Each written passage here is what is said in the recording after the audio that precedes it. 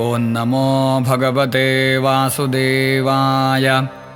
श्रीशुक उवाच सत्यं समीक्ष्याब्जभवो नखेन्दुभिर्हतस्वधामद्युतिरावृतोऽभ्यगात् मरीचिमिश्रार्षयो बृहद्व्रताः सनन्दनाद्या नरदेवयोगिनः वेदोपवेदानियमान्वितायमास्तर्केतिहासाङ्गपुराणसंहिताः ये चापरे योगसमीरदीपितज्ञानाग्निना रन्धितकर्मकल्मषाः ववन्दिरे यत्स्मरणानुभावतः स्वायम्भुवन् धाम गता अकर्मकम् अथाङ्घ्रये प्रोन्नमिताय विष्णोरुपाहरत्पद्मभवोर्हणोदकम् समर्च्य भक्त्याभ्यगृणाच्छुचिश्रवायन्नाभिपङ्केरुहसम्भवः स्वयं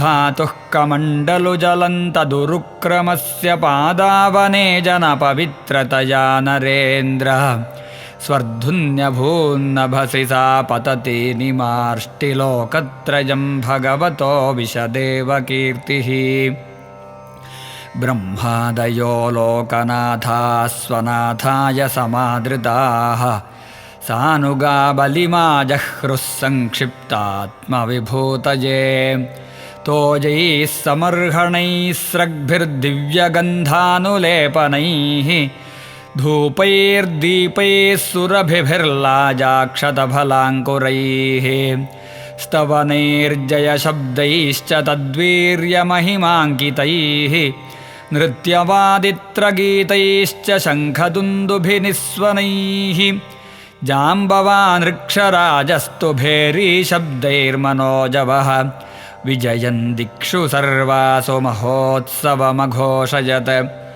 महीं सर्वां हृतां दृष्ट्वा त्रिपदव्याजयाज्ञया ऊचुः स्वभर्तुरसुरा दीक्षितस्यात्यमर्षिताः न वा अयं ब्रह्मबन्धुर्विष्णुर्मायाविनाम्बरः द्विजरोपप्रतिच्छन्नो देवकार्यं चिकीर्षति अनेन याचमानेन शत्रुणा वटुरूपिणा सर्वस्वन्नो हृतं भर्तुर्न्यस्तदण्डस्य बर्हिषि सत्यव्रतस्य सततं दीक्षितस्य विशेषतः नानृतं भाषितुं शक्यं ब्रह्मण्यस्य दयावतः तस्मादस्य वधो धर्मो भर्तुः शुश्रूषणं च नः इत्यायुधानि जगृहुर्बलेरनुचरासुराः ते सर्वे वामनं हन्तुं शूलपट्टिशपाणयः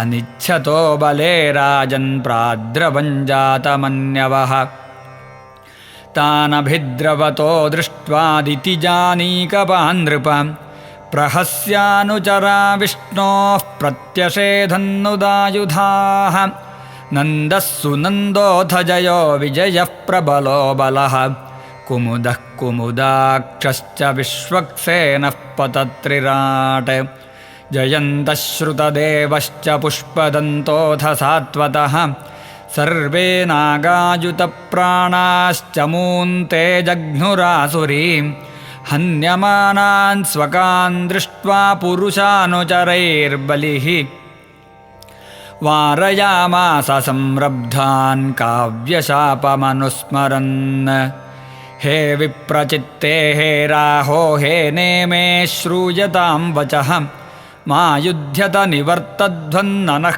कालोऽयमर्थकृत् यः प्रभुः सर्वभूतानां सुखदुःखोपपत्तये तन्नातिवर्तितुं दैत्याः पौरुषैरीश्वरः पुमान् यो नो भवाय प्रागासीद भवाय दिवौकसां स एव भगवानद्य वर्तते तद्विपर्ययम् बलेन सचिवैर्बुद्ध्या दुर्गैर्मन्त्रौषधादिभिः सामादिभिरुपायैश्च कालन्नात्येति वै जनः भवद्भिर्निर्जिताः ह्येते बहुशोऽनुचरा हरेः दैवेनर्धैस्तजेवाद्य युधि जित्वा नदन्ति नः एतान् वयं विजेष्यामो यदि दैवं प्रसीदति तस्मात् कालं प्रतीक्षध्वं योनोऽर्थत्वाय कल्पते।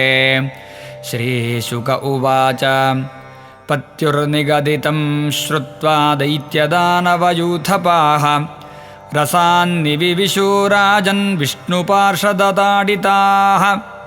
अथ तार्क्ष्यसुतो ज्ञात्वा विराट्प्रभुचिकीर्षितं बबन्धवारुणैः पाशैर्बलिं सौत्येह निक्रतौ। हाहाकारो महानासीद्रोदस्योः सर्वतो दिशं गृह्यमाणे सुरपतो विष्णुना प्रभविष्णुना। तं बद्धं वारुणैः पाशैर्भगवानाहवामनः नष्टश्रियं स्थिरप्रज्ञमुदारयशसन्नृप। पदानि त्रीणि दत्तानि भूमेर्मह्यं त्वयासुरा द्वाभ्यां क्रान्ता मही सर्वा तृतीयमुपकल्पय।